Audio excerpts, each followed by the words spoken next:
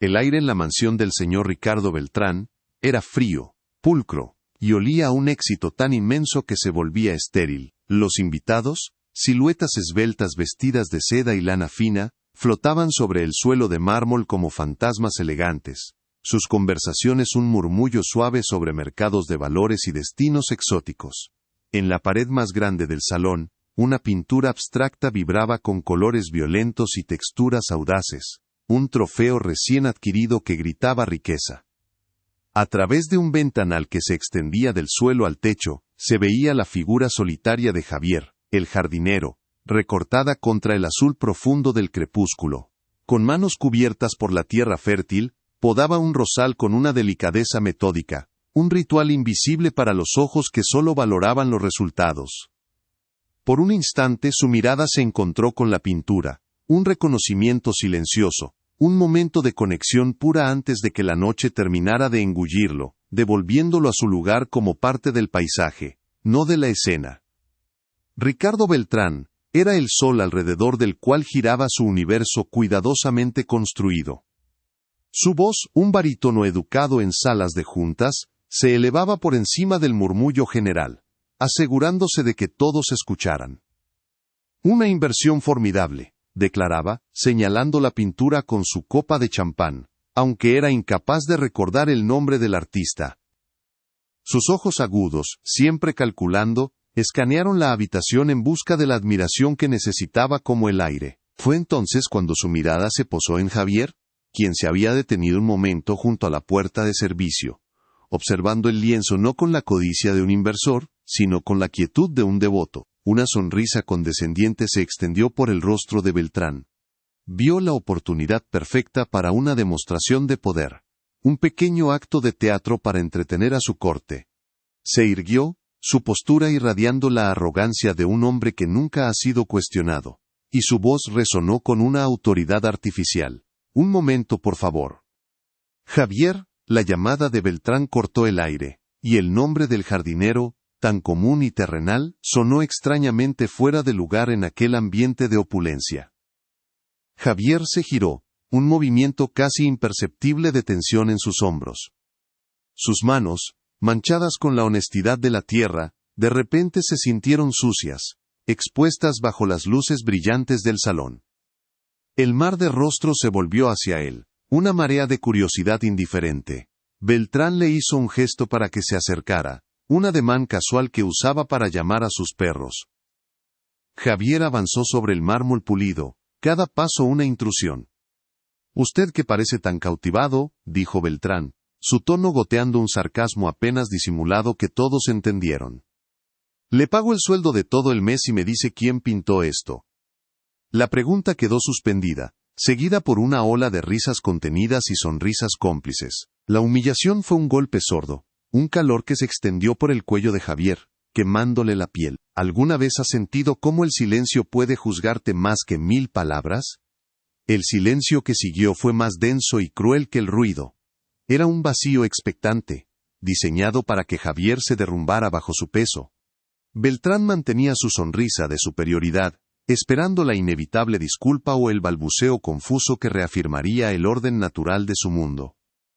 Los invitados, ahora incómodos en su papel de espectadores, desviaron la mirada hacia sus copas, hacia el techo, hacia cualquier lugar que no fuera el hombre humilde atrapado en el centro de la habitación. Pero los ojos de Javier no estaban en su empleador ni en la audiencia hostil, estaban fijos en la pintura. En sus trazos febriles y sus capas de color, no veía un acertijo, ni un símbolo de estatus. Veía el eco de una lucha, la biografía de un alma atormentada, que había encontrado una forma de gritar en silencio. El desprecio de Beltrán no solo lo había atacado a él, había trivializado esa lucha. En ese instante, la vergüenza se transformó en una calma helada. Tomó una respiración lenta, un ancla en la tormenta, y sus labios se entreabrieron, listos para romper el silencio. La voz de Javier cuando finalmente llegó, no fue un susurro avergonzado ni un estallido de ira. Fue un sonido sereno, tan fuera de lugar en la tensión de la sala como una piedra lisa en un engranaje. No se dirigió directamente a la pregunta de Beltrán, sino que la rodeó con una dignidad inesperada. «Con su permiso, señor», dijo, y sus palabras, aunque respetuosas, no pedían permiso, sino que lo anunciaban. Levantó la vista, no hacia el rostro de su empleador, sino hacia el lienzo que colgaba en la pared, un universo de color y furia congelada. Su postura cambió sutilmente, la espalda se enderezó, los hombros, antes caídos por el peso del día, se nivelaron. No era la postura de un sirviente esperando un juicio, sino la de un erudito preparándose para un análisis. La habitación contuvo la respiración, un colectivo sorprendido por esa pequeña, casi imperceptible, insurrección de la compostura. El jardinero no estaba jugando el papel que le habían asignado. Ricardo Beltrán parpadeó, momentáneamente desconcertado. Esperaba una disculpa, un tartamudeo, la sumisión que su dinero solía comprar. La calma de Javier fue como una nota discordante en su sinfonía de poder. Una sonrisa burlona regresó a sus labios, más forzada esta vez. ¿Permiso para qué, Javier? ¿Para admitir que no tiene idea?, replicó, buscando el apoyo de sus invitados con una mirada rápida. Quería restaurar el orden, devolver al jardinero a su caja de invisibilidad. Pero la semilla de la duda ya había sido plantada. Algunos de los invitados ya no sonreían, observaban con una nueva intensidad, una curiosidad que comenzaba a desplazar al desprecio. El juego de Beltrán había tomado un giro imprevisto. Ya no era un monólogo sobre su propia grandeza, sino un diálogo cuyo guión no controlaba. La tensión en la sala ya no era de humillación, sino de anticipación. Algo estaba a punto de romperse, la paciencia de Beltrán o el silencio de Javier. Ignorando la provocación, Javier dio un paso hacia la pintura. Fue un movimiento deliberado, sin prisa, que lo sacó del centro de la habitación, y lo colocó en un espacio propio, junto a la obra de arte. La distancia entre él y Beltrán se amplió, no solo física sino simbólicamente. Ahora eran dos polos en extremos opuestos de la sala, con el lienzo como mediador silencioso. Javier inclinó la cabeza, sus ojos recorriendo las gruesas capas de pintura, el empaste violento que creaba sombras y texturas sobre la superficie. Su respiración era tranquila, la de un hombre que regresa a un lugar familiar. Para él, ese lienzo no era un objeto de lujo ni una prueba de ignorancia. Era un lenguaje que entendía íntimamente. El murmullo de la fiesta se había desvanecido por completo, reemplazado por un silencio denso, casi sagrado. Los invitados observaban, ahora cautivados, sintiendo que estaban a punto de presenciar algo más que una simple respuesta a una pregunta arrogante. «¿Esta obra no es sobre un hombre, señor Beltrán?», comenzó Javier, su voz aún baja pero resonando en el silencio absoluto. «Es sobre el peso. El peso de lo que no se dice». Se detuvo, permitiendo que las palabras se asentaran en el aire cargado. No era una explicación, era una revelación. Su dedo, limpio a pesar de la tierra incrustada bajo las uñas, se alzó para señalar una mancha de azul profundo en la esquina inferior del cuadro, un azul tan oscuro que parecía absorber la luz. «Aquí», continuó, «el artista no está pintando la noche, está pintando la ausencia de la mañana, es el color de la espera sin esperanza». La simplicidad de su análisis era más impactante que cualquier jerga académica. Hablaba desde un lugar de conexión emocional pura, traduciendo los trazos abstractos en un sentimiento universal. Los rostros de los invitados reflejaban una mezcla de asombro y una incipiente vergüenza por su complicidad anterior. Beltrán sintió una punzada de irritación. Esto no era lo que había planeado. El jardinero estaba transformando su humillación pública en una especie de cátedra improvisada. Y la audiencia, su audiencia, estaba escuchando. «Muy poético, Javier», interrumpió, su tono afilado con sarcasmo. «Pero no le pregunté por sus sentimientos, le pregunté por un hecho, un nombre. ¿Lo sabe o no?». Su insistencia era un intento desesperado por recuperar el control, por reducir la conversación de nuevo a los términos que él entendía. El conocimiento como una mercancía, un dato que se posee o no se posee. Quería demostrar que la profundidad emocional era una evasión, una táctica de los que no tienen respuestas concretas. Pero su pregunta, que antes había sonado tan poderosa, ahora parecía superficial, casi infantil en comparación con la resonancia de las palabras de Javier. El poder comenzaba a deslizarse sutilmente de sus manos, como arena fina. La esposa de Beltrán, una mujer elegante que rara vez contradecía a su marido en público, posó una mano sobre su brazo, un gesto casi imperceptible que le pedía que se detuviera. Pero él lo ignoró. Estaba demasiado inmerso en la batalla de voluntades que él mismo había iniciado. La atención de la sala ya no estaba en él como el anfitrión magnánimo, sino dividida entre el hombre rico que exigía un dato y el jardinero que ofrecía un significado. Javier, por su parte, no pareció inmutarse por la interrupción. Su mirada permaneció fija en la pintura, como si estuviera en un diálogo privado con ella. La confrontación de Beltrán no lo había intimidado. Por el contrario, parecía haberlo anclado aún más en su convicción. El aire se cargó de una nueva forma de tensión, la que precede a la revelación de una verdad inevitable. El público ya no esperaba una respuesta, sino una lección. «El nombre es solo la firma, señor», respondió Javier con la misma calma imperturbable. «La verdadera identidad del artista está en su pincelada». Su mano se movió en el aire, trazando una de las líneas frenéticas y de color ocre que cruzaban el lienzo. «Mire esta línea. No está pintada con confianza. Está arañada sobre la tela. Es la marca de alguien que lucha contra el material, contra el recuerdo. Es una cicatriz, no un trazo. Cada palabra construía un puente entre la obra abstracta y la experiencia humana, haciendo que todos en la sala vieran la pintura por primera vez. Ya no era una decoración costosa, sino un testimonio. Javier no estaba simplemente describiendo el arte, lo estaba resucitando, dándole voz. Estaba demostrando, sin decirlo, que el valor de la obra no residía en su precio de subasta, sino en la historia que contaba a quienes sabían escuchar. Un hombre mayor en el fondo de la sala, un conocido coleccionista de arte, asintió lentamente, un gesto de validación que no pasó desapercibido para Beltrán. El juicio de sus pares comenzaba a volverse en su contra. La humillación que había diseñado para Javier, ahora rebotaba hacia él, silenciosa pero inconfundible. Su rostro, antes relajado y lleno de superioridad, se había endurecido. La sonrisa se había desvanecido, reemplazada por una máscara de fría incredulidad.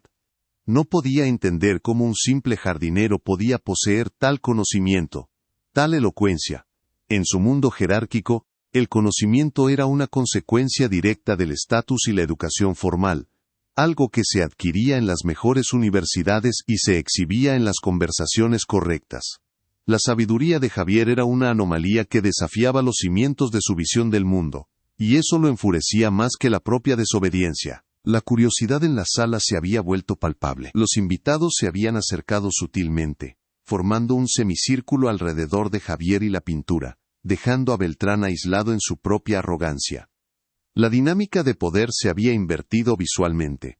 Javier, antes el intruso, era ahora el centro de atención, el portador de una sabiduría que todos anhelaban comprender.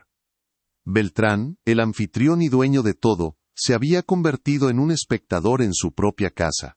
El silencio ya no era un arma para humillar, sino un espacio para el asombro. La pregunta inicial de Beltrán, ¿quién pintó esto?, parecía ahora irrelevante. La pregunta tácita que flotaba en el aire era mucho más profunda. ¿Quién es este hombre que nos enseña a ver lo que no podíamos ver? El jardinero había dejado de ser invisible. Sintiendo la marea cambiar en su contra, Ricardo Beltrán tomó una decisión. Tenía que poner fin a esto, reafirmar su autoridad de una vez por todas. Si la poesía no funcionaba, volvería a la brutalidad de los hechos. Cruzó los brazos, una postura defensiva que delataba su inseguridad. «Suficiente de esta farsa, Javier», espetó, su voz más alta de lo necesario, rompiendo el hechizo que el jardinero había tejido. «Usted está evadiendo la pregunta porque no sabe la respuesta. Es simple. Dígame el nombre del pintor ahora mismo, o puede volver a sus plantas. No le pago para que dé conferencias de arte». La amenaza era clara, un ultimátum diseñado para forzar una conclusión. O Javier se sometía y admitía su ignorancia, restaurando el orden, o se exponía como un fraude. Beltrán creía haberlo acorralado. Javier finalmente apartó la vista de la pintura. Sus ojos, tranquilos y profundos, se encontraron con los de Ricardo Beltrán. No había miedo en ellos, ni ira, solo una especie de tristeza compasiva. Era la mirada de un maestro frente a un alumno que se niega a aprender. Tomó una última y lenta respiración, el silencio de la sala pesando sobre sus hombros. La confrontación había llegado a su punto culminante. La dignidad de un hombre contra la arrogancia de otro. La respuesta que daría a continuación no solo determinaría el ganador de esa pequeña batalla social, sino que también revelaría la verdadera naturaleza del valor y el conocimiento. El eco de la amenaza de Beltrán todavía flotaba en el aire, un desafío final que colgaba entre la verdad y la humillación. La paciencia de Ricardo Beltrán, un recurso que medía con la misma tacañería que su caridad, se evaporó por completo. La calma de Javier no era sumisión, sino un desafío silencioso que envenenaba el aire de su propio salón. Avanzó 2 pasos, acortando la distancia, su cuerpo proyectando una sombra sobre el jardinero. Su voz bajó a un gruñido controlado, una amenaza envuelta en seda. Le hice una pregunta de negocios, Javier. Un hombre a cambio de un sueldo. No le pedí una clase de filosofía barata. ¿Entiende la diferencia? La pregunta era retórica. Una bofetada verbal para recordarle a Javier su lugar en la jerarquía. La energía en la habitación se agrió. La curiosidad de los invitados se transformó en un temor incómodo. Todos sentían que la línea del entretenimiento había sido cruzada. Y ahora eran testigos de una crueldad que ya no podían justificar como una simple broma. El poder de Beltrán ya no era un espectáculo, era un arma. Javier no retrocedió, mantuvo su posición, un ancla de serenidad en medio de la tormenta que se gestaba. Sus ojos, que por un momento se habían conectado con los de Beltrán, volvieron a la pintura, buscando refugio en sus colores turbulentos. Era como si el lienzo fuera su único aliado en esa sala llena de adversarios silenciosos y un juez hostil. La agresión de Beltrán pareció rebotar en una barrera invisible de dignidad que rodeaba al jardinero. La tensión se estiró hasta el punto de ruptura. Los invitados contuvieron la respiración, esperando la explosión inevitable. La esposa de Beltrán murmuró su nombre, una advertencia suave que se perdió en la atmósfera cargada. El magnate, sin embargo, interpretó el silencio de Javier como la confirmación final de su victoria. Vio la terquedad del ignorante, no la fortaleza del sabio, y se preparó para dar el golpe de gracia, para aplastar esa insolencia de una vez por todas. ¿Cómo reaccionarías cuando la dignidad es tu única defensa? Se acabó, sentenció Beltrán, su voz resonando con una finalidad escalofriante. Se giró para dirigirse a sus invitados. Pero sus palabras estaban dirigidas a Javier, diseñadas para aniquilarlo públicamente. Damas y caballeros, pido disculpas por esta interrupción. Parece que nuestro jardinero tiene más imaginación que conocimiento. Un defecto encantador en su profesión, pero inútil aquí. La risa que siguió fue escasa y nerviosa, desprovista de la complicidad anterior. Beltrán levantó su copa. Un brindis por los hechos, no por las fantasías. Con ese gesto, despidió a Javier, no con una orden directa, sino con el más profundo de los desprecios. La indiferencia. Lo borró de la escena, tratándolo como un mueble que había hablado fuera de lugar. Para Beltrán, el asunto estaba zanjado.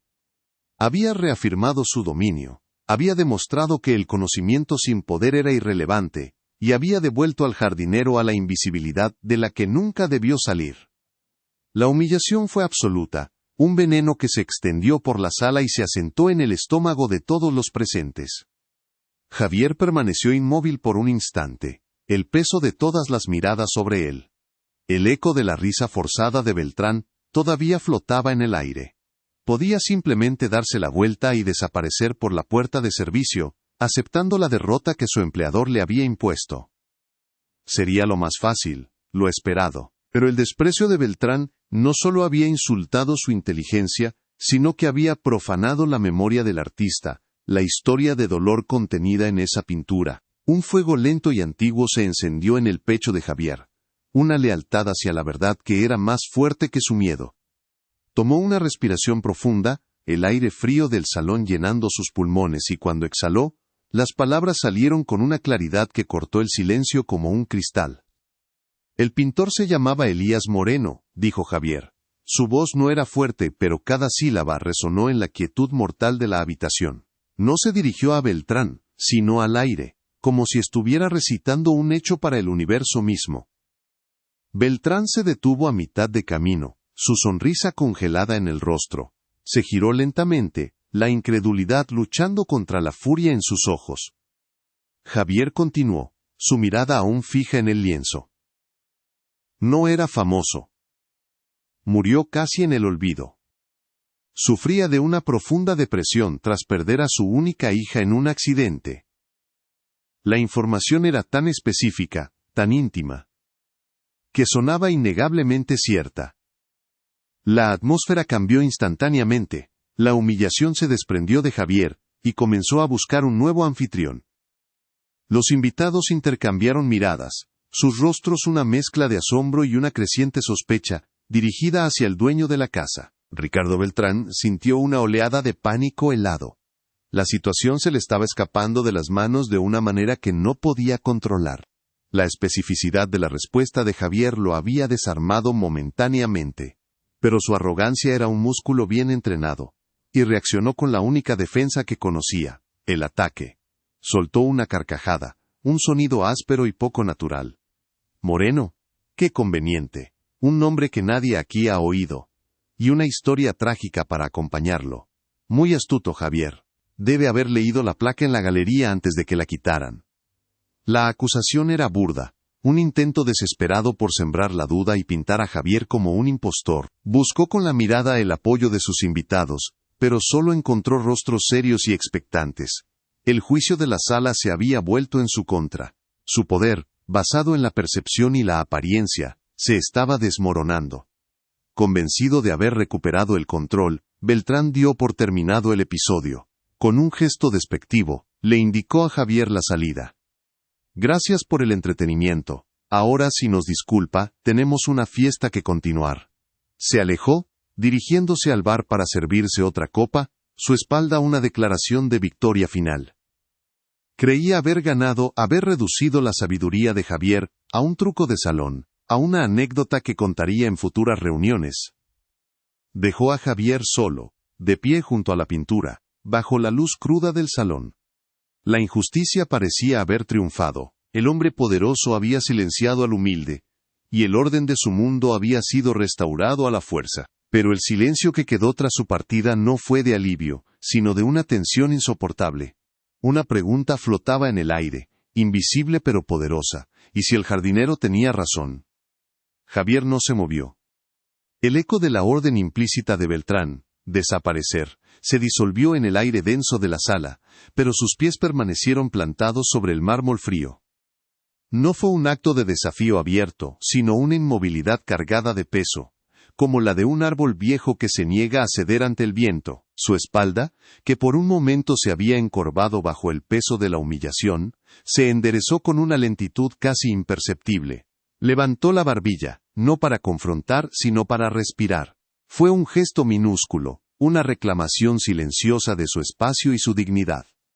Los pocos invitados que se habían atrevido a moverse se detuvieron, sus copas a medio camino de sus labios, sintiendo que el drama, lejos de terminar, apenas había encontrado su verdadero comienzo. El silencio regresó, pero esta vez no era un arma de Beltrán, era el escenario de Javier. Ricardo Beltrán, de espaldas a la escena, sintió el cambio en la atmósfera antes de verlo.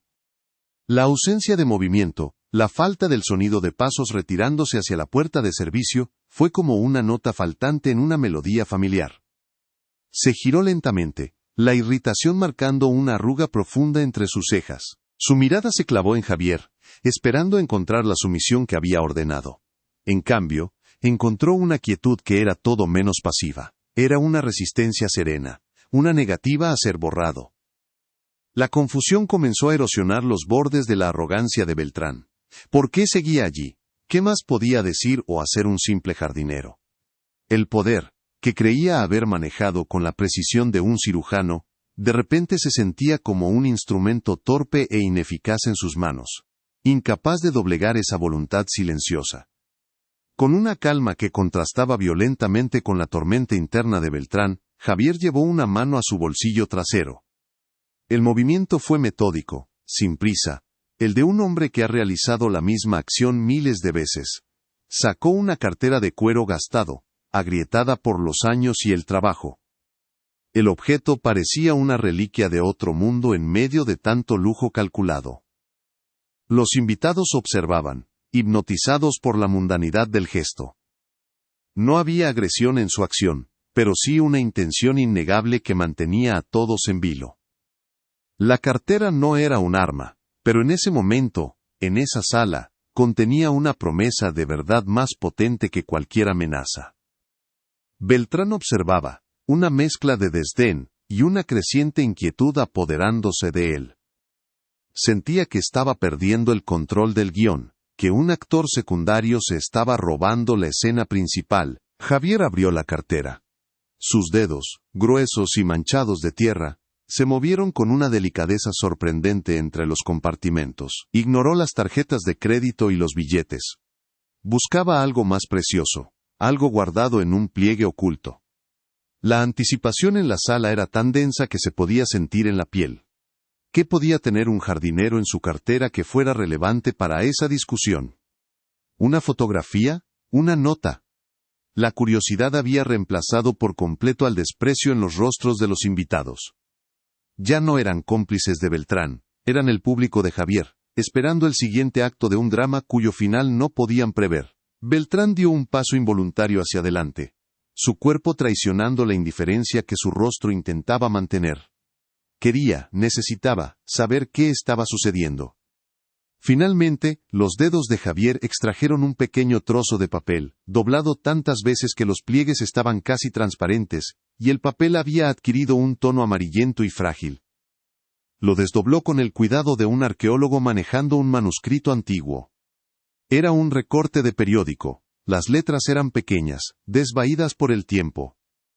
No era una prueba contundente a primera vista, solo un fragmento de una historia olvidada, un eco del pasado guardado en el bolsillo de un hombre humilde. Sostuvo el recorte en la palma de su mano, sin ofrecerlo a nadie en particular, pero su presencia en el aire era una pregunta silenciosa, un desafío a la verdad superficial que Beltrán había intentado imponer. El pequeño pedazo de papel parecía absorber toda la luz y la atención de la opulenta sala. Ignorando por completo a Ricardo Beltrán, Javier caminó hacia el hombre mayor que antes había asentido, el conocido coleccionista de arte. Se detuvo frente a él, una distancia respetuosa entre ambos, y le ofreció el recorte de periódico con un simple gesto de la mano. No dijo una palabra. No necesitaba hacerlo. Su acción era una transferencia de autoridad, un reconocimiento de que la verdadera validación no vendría del hombre más rico de la sala, sino del más sabio. El coleccionista, un hombre llamado Julián, miró primero a los ojos de Javier, encontrando en ellos una seriedad inquebrantable, y luego bajó la vista hacia el frágil pedazo de papel. La sala entera contuvo la respiración. Beltrán observaba desde la distancia, su rostro una máscara de furia impotente al verse excluido de la transacción que definiría el resultado de su propia contienda. Julián tomó el recorte con una mano temblorosa, se puso sus gafas de lectura, que sacó del bolsillo de su chaqueta, y acercó el papel a sus ojos. El silencio se profundizó mientras sus labios se movían, leyendo las palabras desvaídas para sí mismo. Su expresión, inicialmente de curiosidad, se transformó lentamente. Sus cejas se alzaron en sorpresa, luego sus ojos se abrieron con un reconocimiento que pareció sacudirlo físicamente. Levantó la vista del papel, y la fijó en la pintura de la pared, como si la estuviera viendo por primera vez. Luego, su mirada volvió al recorte, conectando los puntos que nadie más había visto. El conocimiento floreció en su rostro, seguido por una ola de profundo respeto, y una sombra de vergüenza. Hay verdades que no caben en una cartera, ¿pero acaso no llevamos siempre con nosotros las que más importan? El coleccionista bajó el recorte pero no se lo devolvió a Javier. En su lugar se giró lentamente para mirar a Ricardo Beltrán. No había acusación en su mirada sino algo mucho peor. Una decepción tranquila, el juicio silencioso de un igual. El gesto fue devastador. Julián, un pilar de la comunidad que Beltrán tanto se esforzaba por impresionar, había validado al jardinero sin pronunciar una sola palabra. La prueba de la verdad no estaba solo en el recorte de periódico, sino en la reacción del único hombre en la sala cuya opinión sobre el arte realmente importaba. Beltrán sintió un frío recorrerle la espalda. El desprecio de un sirviente era tolerable. El juicio de un par era una herida mortal a su ego. La fiesta se había convertido en su propio tribunal. ¿Qué es eso? ¿Qué demonios dice ese papel? Espetó Beltrán, su voz rompiendo el silencio con una crudeza que delataba su pánico. Su intento de sonar autoritario fracasó, revelando en cambio la desesperación de un hombre que ha perdido el control. Ya no estaba dictando las reglas del juego, estaba suplicando que se las explicaran. Se dirigió a Julián, esperando una respuesta, una alianza, pero el coleccionista simplemente negó con la cabeza, un gesto sutil que decía, «Esto ya no se trata de ti». La inversión de poder era completa. El magnate, el dueño de la casa y de la pintura, era ahora un extraño en su propia celebración, un espectador ansioso que esperaba un veredicto que ya no podía influenciar. La humillación que había diseñado para Javier ahora le regresaba, multiplicada por el peso del silencio de sus invitados. Julián finalmente se movió.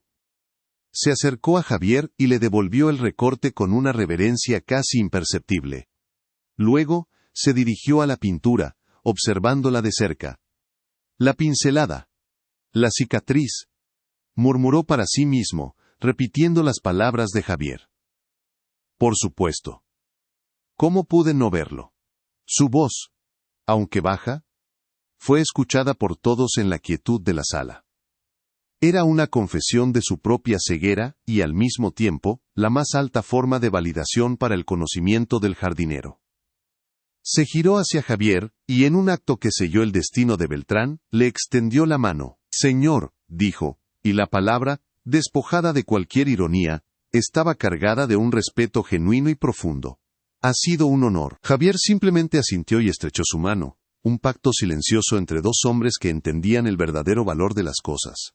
La esposa de Beltrán se acercó a su marido y le susurró algo al oído, su rostro pálido de vergüenza. Le instaba a disculparse, a poner fin a la hemorragia de su reputación. Pero Ricardo Beltrán estaba paralizado, atrapado entre la necesidad de salvar las apariencias y la furia hirviente de haber sido derrotado por su propio jardinero. Ver la mano de Julián estrechando la de Javier fue un golpe más duro que cualquier palabra. Fue la imagen visual de su propia exclusión del círculo del verdadero conocimiento y respeto. El mundo que había construido, donde el dinero compraba la verdad y el estatus garantizaba la razón, se estaba desmoronando frente a sus ojos, y no tenía las herramientas para reconstruirlo. Su riqueza era inútil, su poder, una ilusión. El murmullo regresó a la sala, pero era diferente. Ya no era la charla ligera sobre acciones y vacaciones. Era un zumbido bajo y serio, lleno de frases como, «increíble» y «¿te imaginas?». Los invitados ya no miraban a Beltrán. Sus ojos estaban fijos en Javier, que había vuelto a guardar el recorte en su cartera con el mismo cuidado metódico. Lo veían de una manera completamente nueva. Ya no era el jardinero, una figura anónima en el fondo.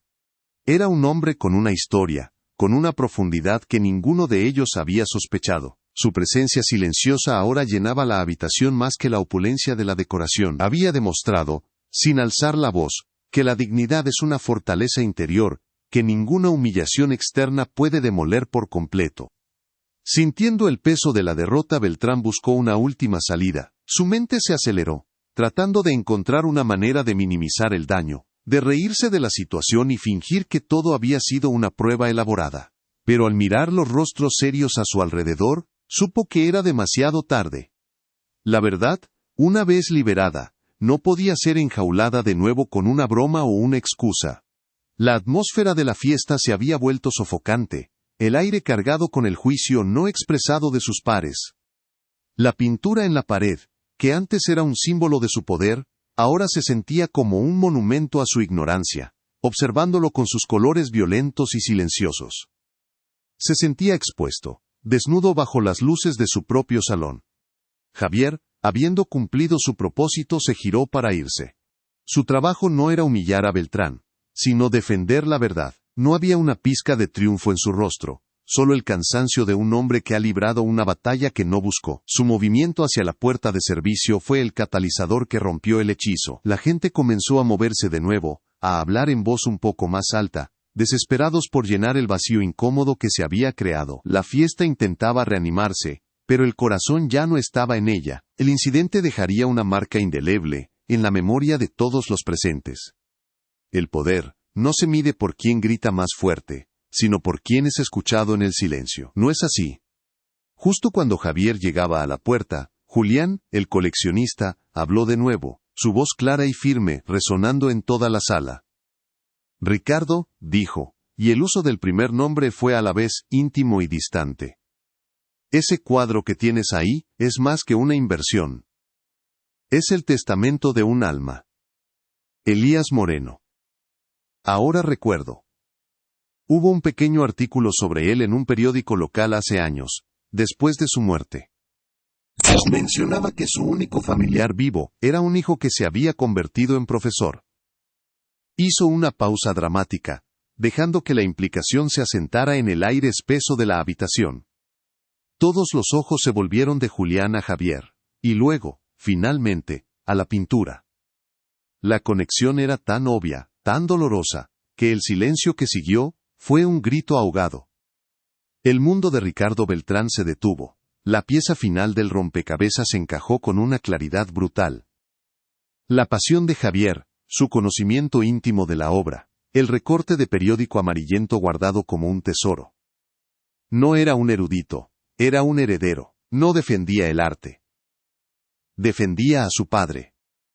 La revelación fue como un golpe físico, dejándolo sin aire. Miró a Javier, que se había detenido con la mano en el pomo de la puerta, su espalda todavía vuelta hacia la sala. Vio por primera vez, no a un empleado, no a un jardinero, sino a un hombre en duelo. A un hijo protegiendo el legado de su padre, de la profanación de la ignorancia. La magnitud de su propia crueldad lo golpeó con la fuerza de una ola, dejándolo ahogado en una vergüenza tan profunda que era casi física. La esposa de Beltrán soltó un pequeño jadeo, llevándose una mano a la boca. La comprensión se extendió por la sala como un incendio silencioso, quemando los últimos vestigios de frivolidad. Los rostros de los invitados se contrajeron con una mezcla de horror y compasión.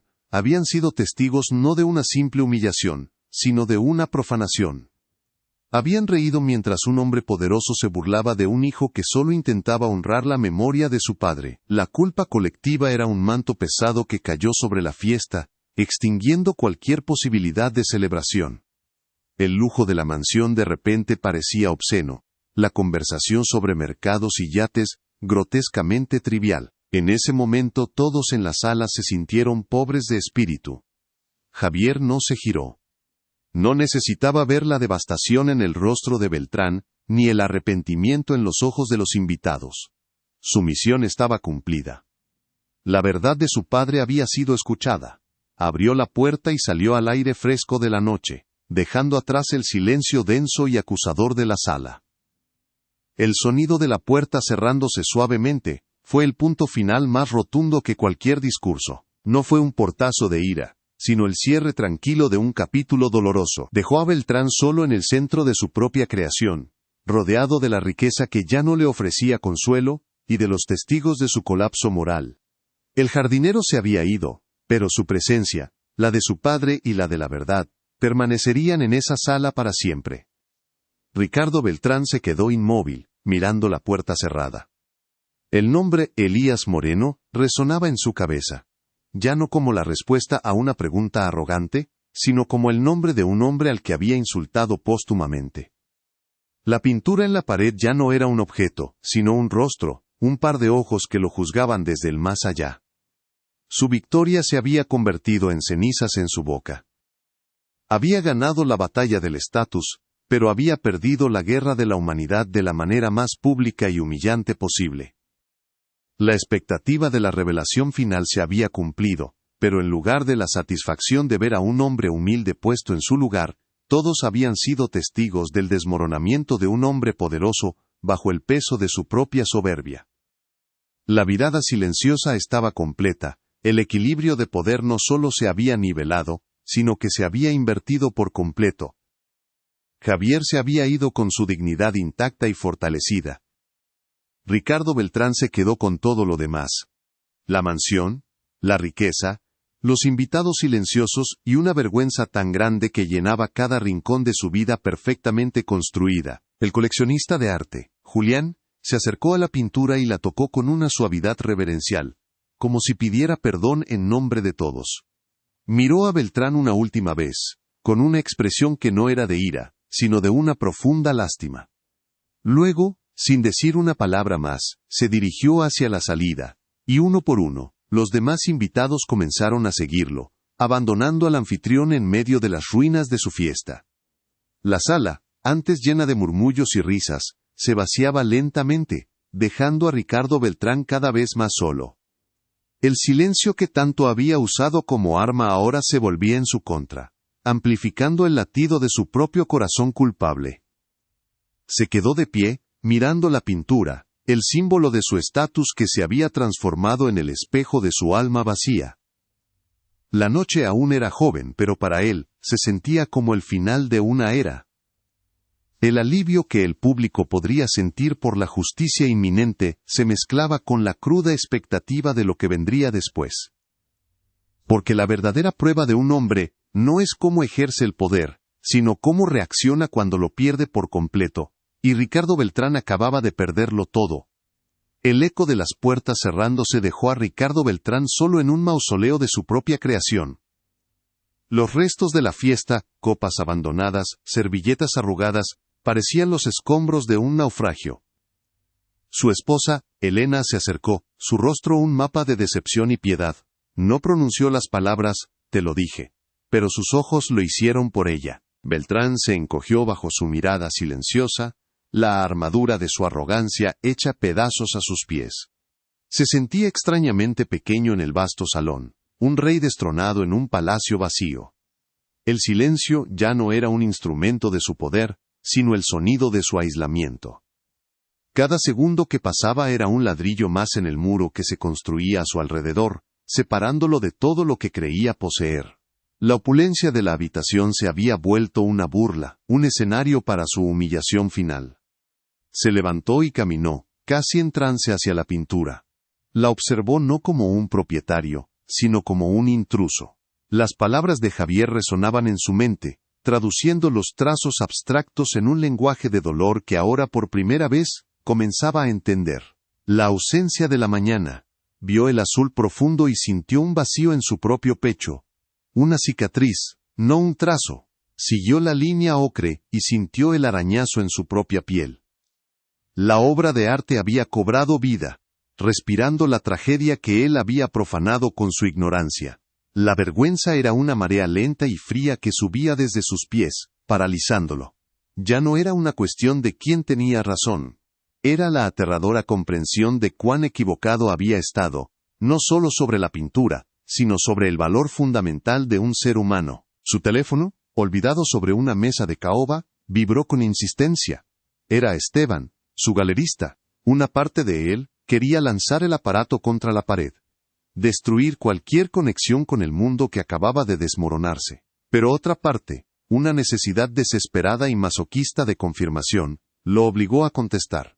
Su mano temblaba al llevarse el teléfono al oído. Intentó inyectar autoridad en su voz, pero solo salió un susurro ronco. Esteban, la pieza de Moreno que me vendiste, dijo, el nombre del artista sintiéndose como carbón ardiente en su boca.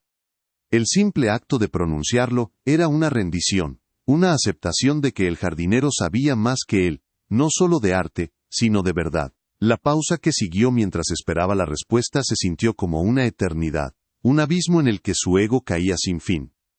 La voz de Esteban al otro lado fue jovial, ajena al cataclismo que había ocurrido. Ricardo, qué bueno que llamas.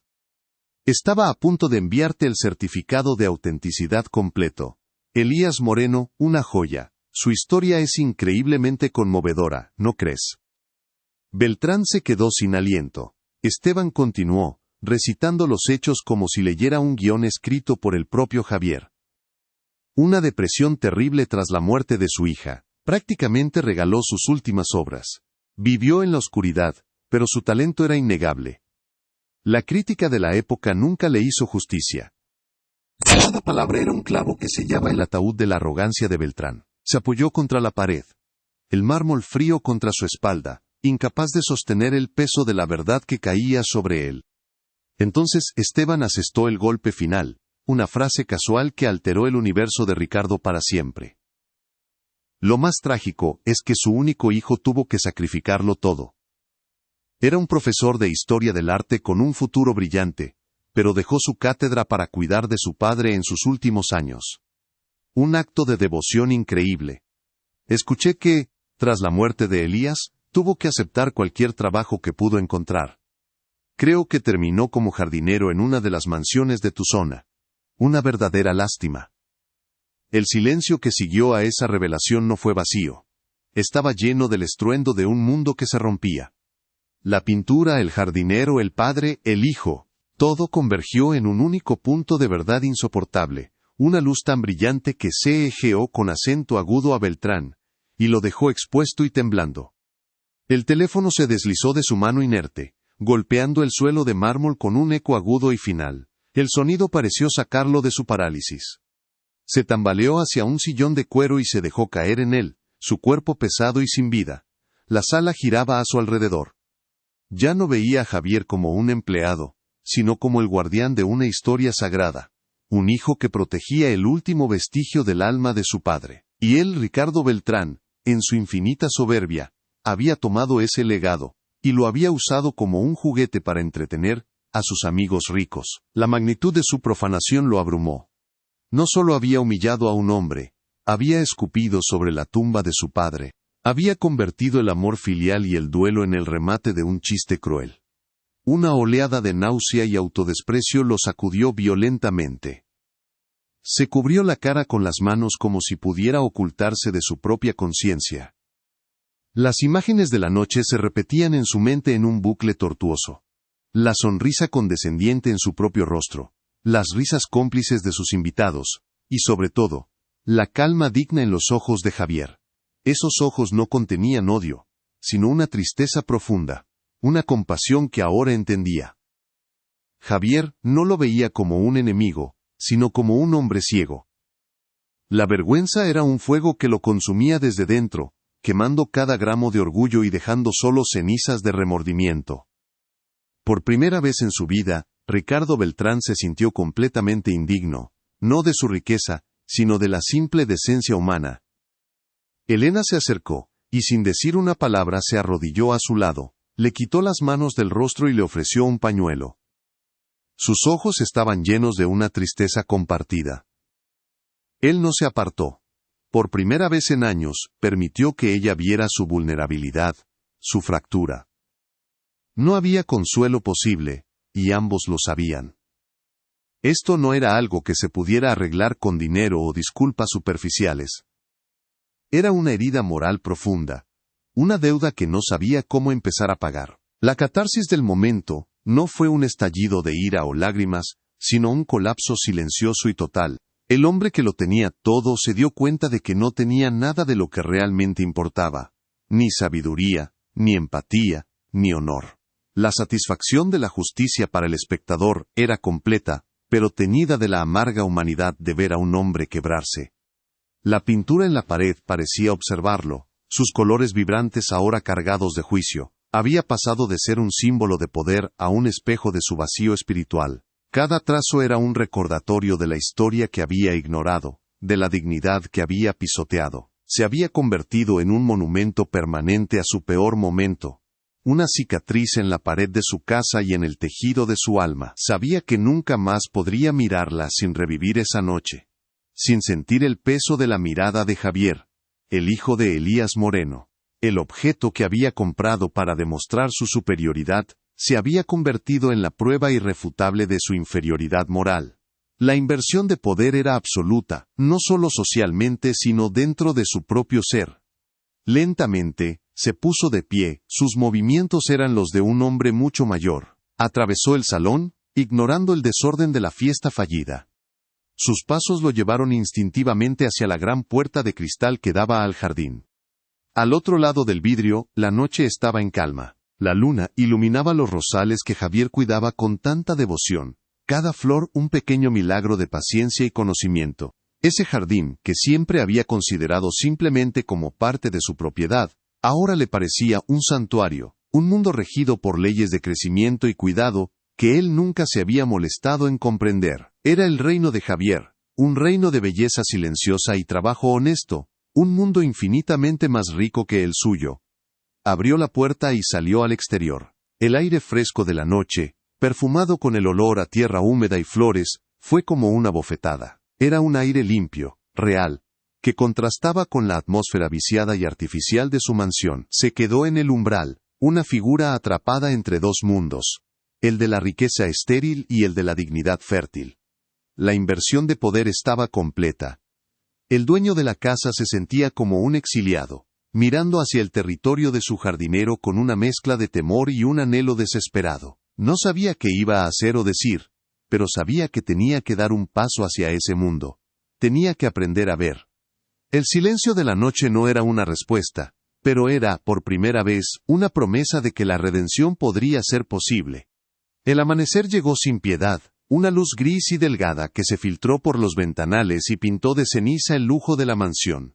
Ricardo Beltrán no había dormido. Pasó la noche en el sillón de cuero, un náufrago en su propio salón, con la mirada fija en la pintura de Elías Moreno. La obra ya no era un objeto de arte, era una conciencia, un juez silencioso que le devolvía el reflejo de su alma vacía. Cada color vibrante, cada trazo desesperado, le hablaba de una historia de dolor y amor filial, que él había pisoteado con la bota sucia de su arrogancia.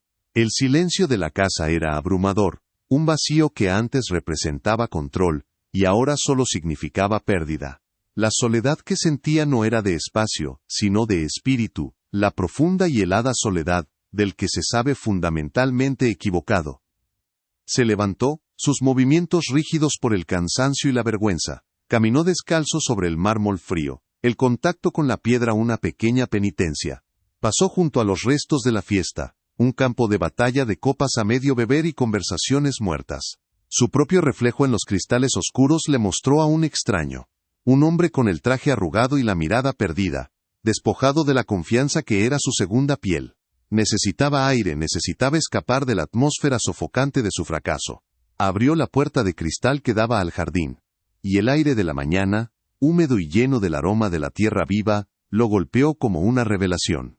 Era el olor de un mundo real, un mundo que funcionaba según principios de paciencia y cuidado, principios que él había ignorado por completo. Allí, entre los rosales perlados de rocío, estaba Javier. No parecía haber notado su presencia. Se movía con una gracia metódica, sus manos expertas podando las ramas muertas para dar paso a nuevos brotes.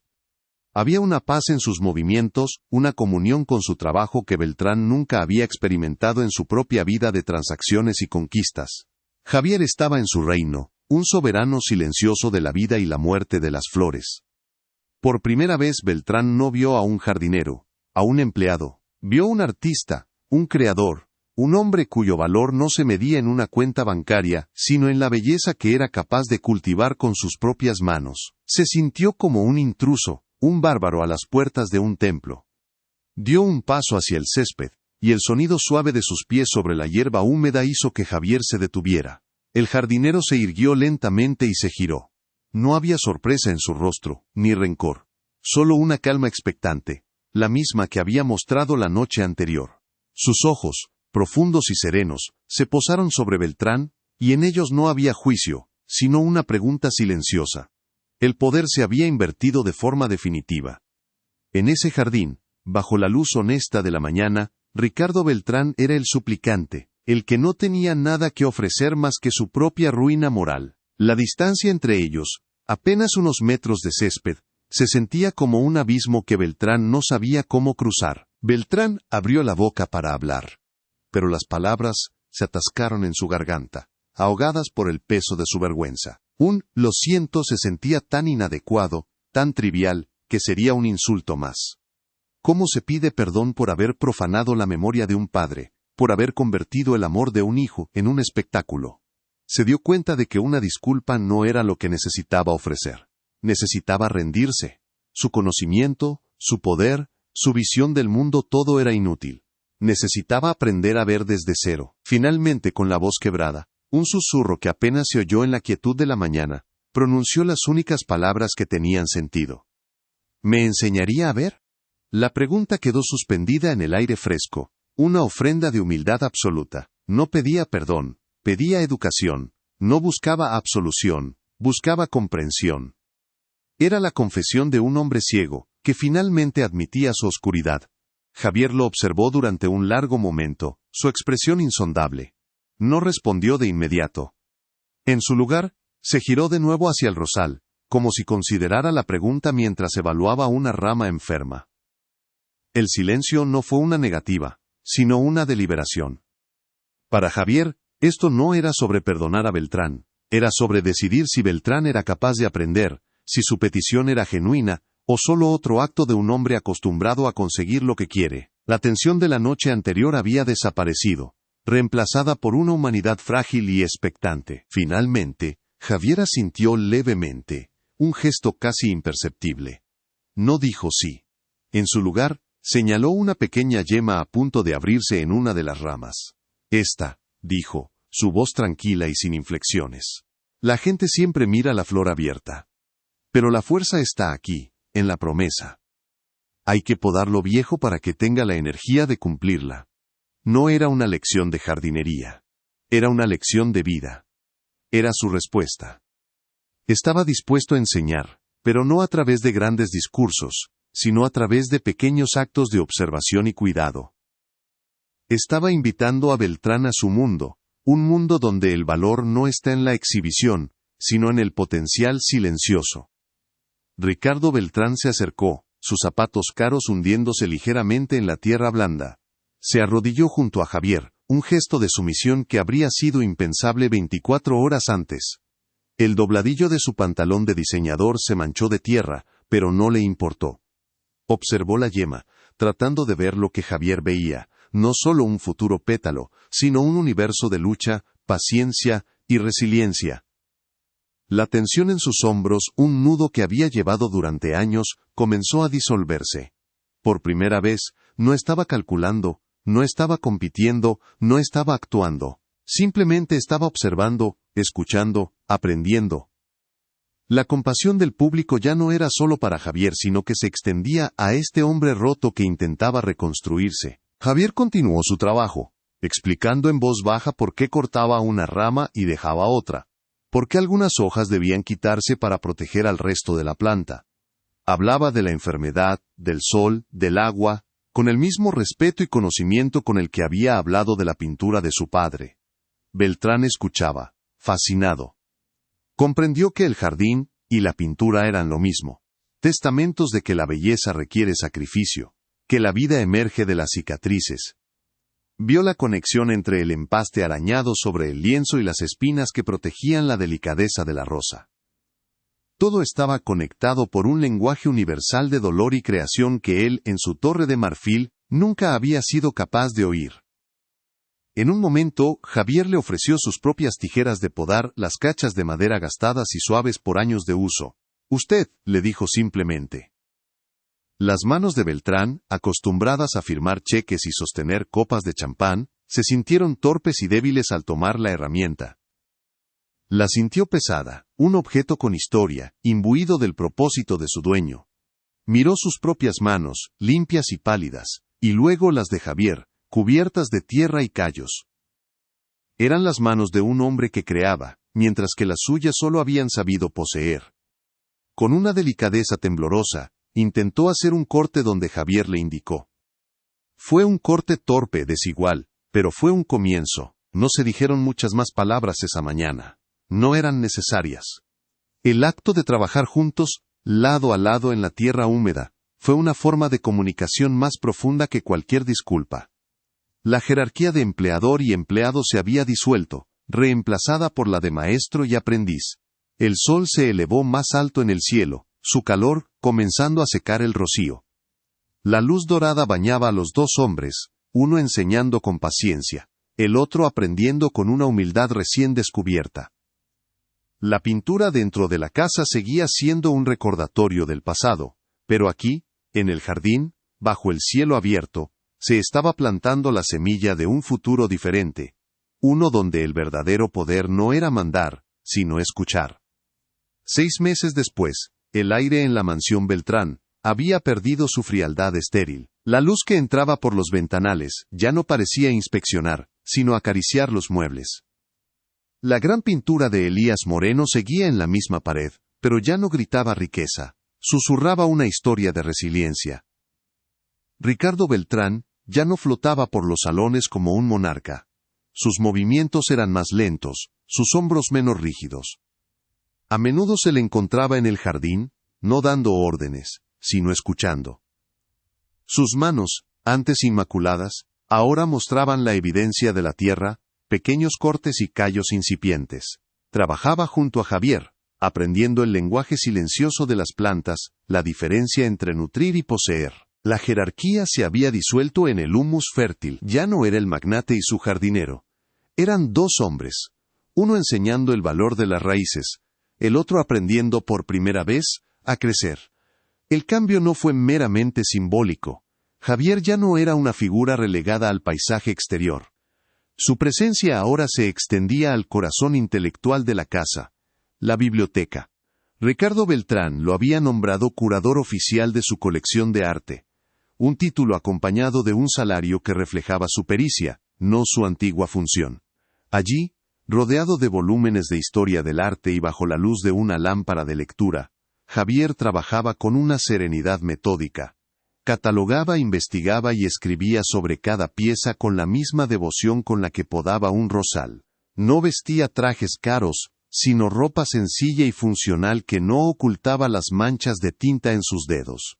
Su dignidad no había cambiado, pero el mundo a su alrededor, finalmente se había ajustado para reconocerla. El respeto que se le debía ya no era un acto de caridad, sino una estructura formal e innegable. La transformación más profunda de Ricardo Beltrán se manifestó en cómo usaba su poder. El teléfono, antes un arma para intimidar y dominar, se convirtió en una herramienta para construir. Una tarde, desde su escritorio, finalizaba los últimos detalles de su proyecto más personal. Su voz, despojada de la antigua arrogancia, era la de un hombre con un propósito. Sí, el nombre es definitivo, Fundación Elías Moreno, afirmó, no con orgullo, sino con una reverencia tranquila. Las becas deben ser para jóvenes artistas que, como él, luchan por ser vistos.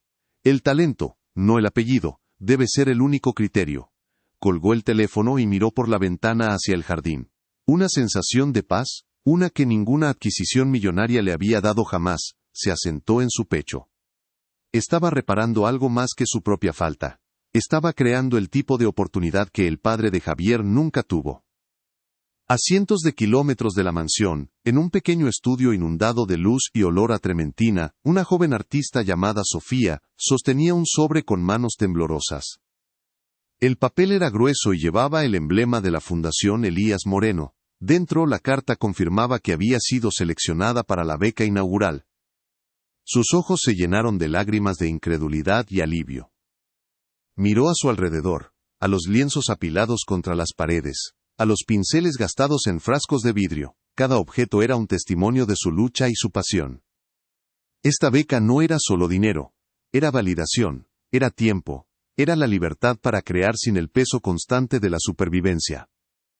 Era la prueba tangible de que en algún lugar, alguien creía en su voz. La reparación moral de Ricardo Beltrán había cruzado las paredes de su mansión, convirtiéndose en una semilla de esperanza plantada en el futuro de una desconocida. La consagración pública de esta nueva realidad tuvo lugar no en una fiesta privada, sino en el ala de arte contemporáneo del Museo de la Ciudad. La pintura de Elías Moreno colgaba ahora en una pared blanca e impecable, bajo una luz curatorial perfecta, cedida en préstamo por tiempo indefinido. En la audiencia, entre la multitud de estudiantes y amantes del arte, Ricardo Beltrán permanecía de pie, casi invisible en la última fila. No buscaba atención ni reconocimiento. Su papel era el de testigo. En el frente, junto a la obra de su padre, estaba Javier, no como el jardinero, sino como el profesor Javier Moreno, presentador invitado. Su voz, tranquila pero segura, llenaba la galería mientras se dirigía a un grupo de jóvenes, entre los cuales se encontraba Sofía, la primera becaria de la fundación. La inversión de poder era total y bellamente silenciosa. Javier no mencionó la infame fiesta ni la humillación sufrida. Su discurso era un homenaje a la resiliencia del espíritu humano. Mi padre creía que el arte era una forma de hacer visible el alma, explicó, su mano trazando en el aire las líneas del cuadro. Él pintaba no lo que veía sino lo que sentía. El dolor, la pérdida, pero también esa pequeña mancha de luz que se niega a extinguirse. El verdadero valor de una obra no está en su firma ni en su precio, sino en su capacidad para recordarnos que incluso en la oscuridad más profunda, existe la promesa de la mañana. Desde el fondo de la sala, Ricardo Beltrán sintió como una lágrima solitaria le recorría la mejilla. No era una lágrima de culpa, sino de una profunda y abrumadora gratitud. El legado de Elías Moreno estaba vivo, y él había ayudado a encender la luz. Cuando la galería quedó en silencio, y los estudiantes se dispersaron, solo 2 hombres permanecieron frente a la pintura. El bullicio del mundo exterior parecía desvanecerse, dejando un espacio de quietud compartida. Ricardo Beltrán se acercó, parándose al lado de Javier, no como un superior, sino como un igual. No hubo disculpas grandilocuentes ni agradecimientos efusivos. La transformación era demasiado profunda para las palabras superficiales. En su lugar, Ricardo levantó una mano y señaló un punto casi imperceptible en el lienzo, una pincelada de amarillo brillante oculta bajo capas de azul oscuro. Miró a Javier, y con una voz que era apenas un susurro preguntó: «La promesa de la mañana, ¿verdad?». Javier lo observó por un instante, y por primera vez, una sonrisa genuina y cálida iluminó su rostro. Simplemente asintió. Había aprendido a ver. La justicia no era una victoria, era un entendimiento compartido,